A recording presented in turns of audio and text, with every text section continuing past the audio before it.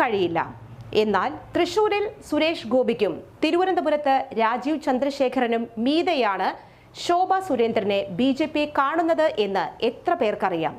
ഈ ലോക്സഭാ തിരഞ്ഞെടുപ്പിലും BJPക്ക് ഒരു സീറ്റ് പോലും ഇല്ലെങ്കിലും മോദി ഇന്ത്യ ഭരിക്കും. പിന്നെ എന്താണ് കേരളത്തിൽ ശോഭയുടെ പ്രസക്തി? ഓരോ മണ്ഡലത്തെയും A ക്ലാസ് മണ്ഡലമാക്കാൻ കഴിവ് നേടിയെടുത്ത ശോഭാ സുരേന്ദ്രനെ മുഖ്യമന്ത്രി സ്ഥാനത്തേക്ക് ഉയർത്തിക്കാണിച്ചായിരിക്കും ഇനി നിയമസഭയിലേക്ക് BJPയുടെ പടപ്പുറപ്പാട്.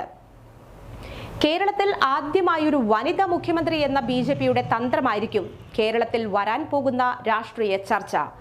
അതിനു മുന്നിൽ അടിപതറി നിൽക്കാനേ ഇടതിനും വലതിനും കഴിയൂ. കേരം തിങ്ങും കേരള നാട്ടിൽ KR ഗൗരി ഭരിക്കുമെന്ന് പറഞ്ഞ് വനിതകളെ 7 അയലത്തടുപ്പിക്കാത്ത പുരോഗമന കമ്മ്യൂണിസ്റ്റുകൾക്കും ലോക്സഭയിലേക്ക് ഒരു സീറ്റ് മാത്രം സ്ത്രീകൾക്ക് നൽകിയ കോൺഗ്രസിനും പറയാൻ BJP വർഗീയ ഫാസിസ്റ്റ് മൂരാച്ചി പിന്തിരിപ്പൻ എന്ന പഴഞ്ചൊല്ലുകൾ മാത്രമേ ഉണ്ടാകൂ.